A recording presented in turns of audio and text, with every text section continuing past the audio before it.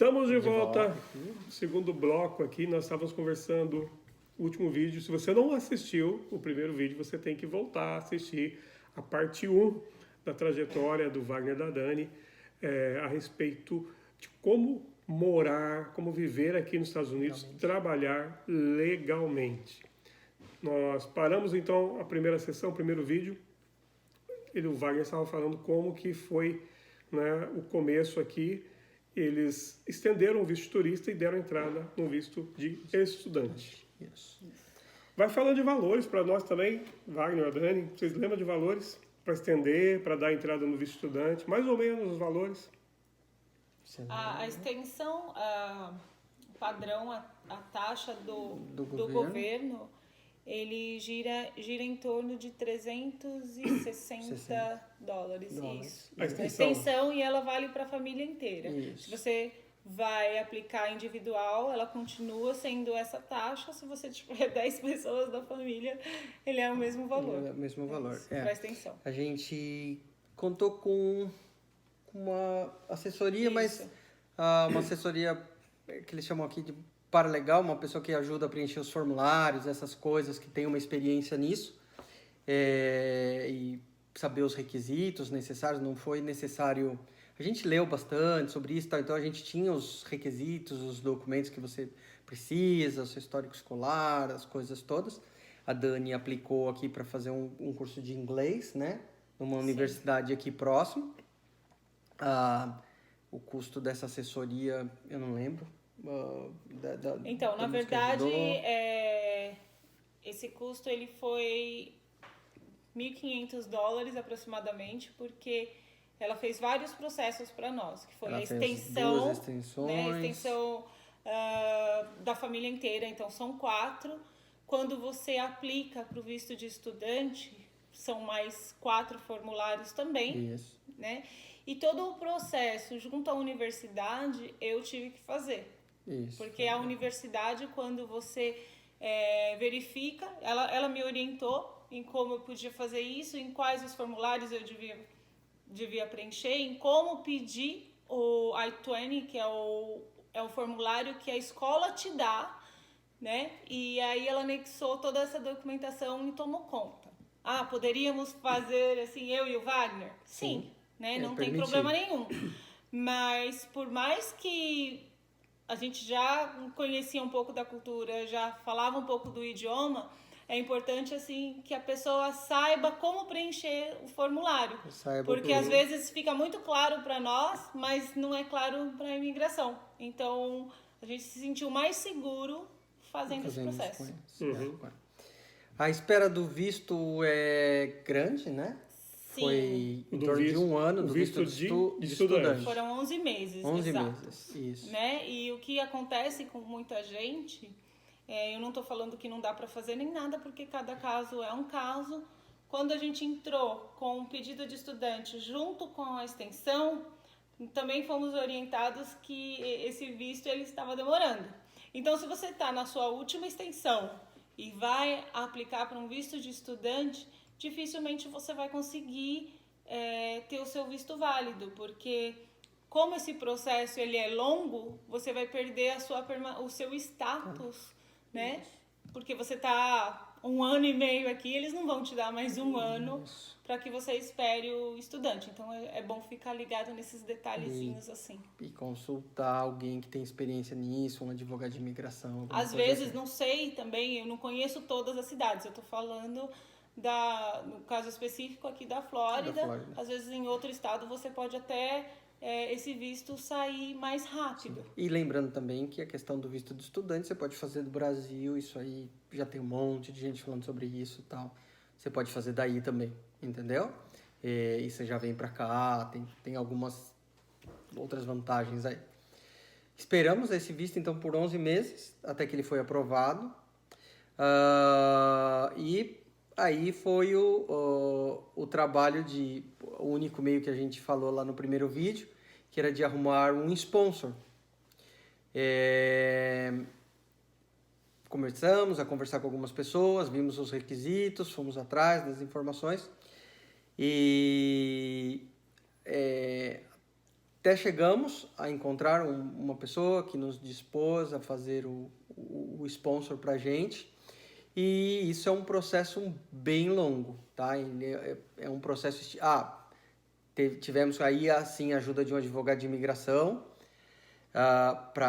Pagamos a passamos a consultoria também. dele, mais uma consulta lá, tal, mais uma conversa. Isso é caro?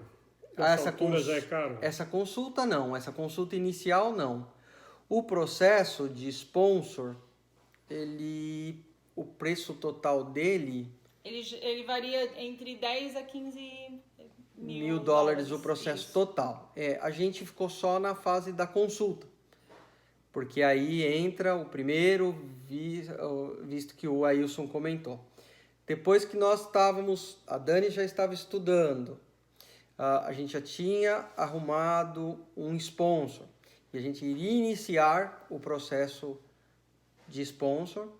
Aí nos apresentaram através de uns amigos de Orlando que conheciam pessoas que tinham feito, e a gente conversou com essas pessoas que tinham feito esse processo do visto EB2. Uma coisa que é importante falar também é quando você entra com o seu processo de sponsor, que demora aproximadamente 2 anos e meio. 2 anos e meio, você precisa manter o seu status. Então eu teria que ficar estudando durante todo esse tempo até sair esse processo. Isso. E não é o foco aqui, explicar é bastante complicado essa parte do sponsor tal, deve ter bastante material disso. Não é o foco, mas só algumas informações, é uma alternativa também.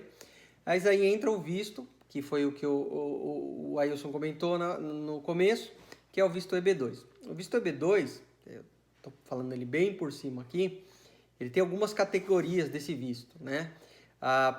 A primeira delas é para habilidade de pessoas excepcionais, que eles chamam, pessoas de habilidades excepcionais, que são pessoas acima da média, cientistas, artistas, algumas coisas assim. Atletas entram. Não é o nosso caso.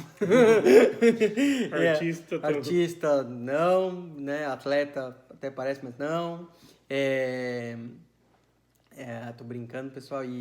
Eu tive a informação hoje também, né, que se você é um empresário do Brasil, você tem, por exemplo, desenvolveu lá uma pequena franquia, essa franquia ela está crescendo, ela está bem organizada, está estruturada, também. Isso, né? Você tem uma habilidade especial de negócios, alguma coisa assim, é possível. E é importante falar também que tudo isso que o Wagner falou sobre as habilidades, isso é para as pessoas que não têm, por exemplo, o requisito principal para esse tipo de visto, que é o bacharelado, o visto profissional, né? Que a pessoa tem que ter o bacharel. Exatamente. E ter 10 anos de trabalho na área, experiência na área. Isso. Aí é o visto que a gente se encaixou, né? Isso, foi o visto porque, na verdade, desculpa cortar vocês, na verdade, esse visto, eles têm 11 requisitos e você precisa se encaixar na maioria, né? Quanto mais você tem um mínimo, mas quanto mais você conseguir, mais rápido pode ser o seu processo.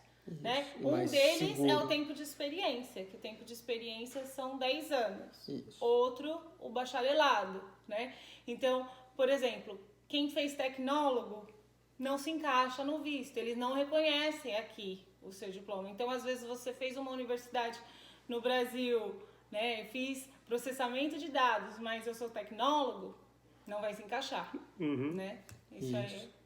E aí... Peraí que nós já vamos terminar o segundo bloco, que é o terceiro que nós vamos... Né? E aí a gente vai falar sobre o visto EB2, e aí na categoria áreas de alta demanda, que são áreas profissionais que os Estados Unidos tem escassez de profissionais. E aí eles têm um ranking, tem um site, tudo onde mostra essas áreas e quais são os profissionais que eles demandam, e aí é onde a gente se encaixou, que foi nessas áreas de alta demanda, ok? E tudo isso acontecendo, gente, debaixo do governo Trump. Exatamente, okay? Exatamente. Então, eles aqui, nós estamos no ano 2020, quando é que vocês pegaram, né, quando que vocês pegaram o documento nas suas mãos? Dia 3 o Social Security. 3 de março de 2020. 3 de março de 2020. Isso. Eu vou terminar esse vídeo dizendo o seguinte: você que está pensando que não dá, porque o governo Exatamente. Trump, o Covid, isso, tanta barreira. Olha, Dá. Eu era um dos que achava que não dava, tá? Eu achava que não dava por causa de tudo que eu ouvi falar até aquele dia, né? E exatamente isso. Meu pensamento era exatamente isso. Por isso que a gente tinha decidido já ir para o Canadá. Tinha decidido, apesar da nossa vontade maior era de morar aqui, mas a gente tinha decidido ir para o Canadá, né? Então é isso aí, vamos... Próximo vídeo nós vamos falar então, terminar aí a epopeia do Wagner e da Dani para colocar a mão, né, no direito de trabalhar aqui legalmente. E hoje eles já estão com esse documento nas mãos. Se não, dê o like, dá o like aí, comenta aí embaixo. Ajuda, se tem comentário. pergunta, pode fazer, Pode comentar. fazer, eu vou responder as perguntas. É claro que dentro do que eu puder, do que for possível, tá? E dá um joinha aí para ajudar o canal. Compartilha também, isso é muito importante. Se você tem alguém, um amigo que você fala, puxa, essa pessoa, eu acho que ela se encaixa nos requisitos, alguma coisa assim, compartilha esse vídeo com ela. Você pode estar ajudando ela, alguém da tua família, algum amigo seu. É bem bacana isso, tá? E no próximo vídeo é o vídeo mais importante porque nós vamos dar o caminho, né? A indicação do caminho que o Wagner, que a Dana estiveram estando aqui nessa luta. Qual é o caminho certo para poder realmente não errar nesse momento de conseguir o visto EB2, que é o visto de trabalho. Isso. Então eu vou dar as descrições, os contatos para vocês no próximo vídeo. E aí só um detalhe para deixar uma casquinha aí, né? O visto EB2 é um dos vistos que ele já dá o green card automaticamente, tá? Quando você aplica para esse visto, você já pode aplicar automaticamente para o green card. Não precisa ter aquele tempo de espera. Exatamente. Benção. É isso mesmo, tá? Até já, gente. Um abraço.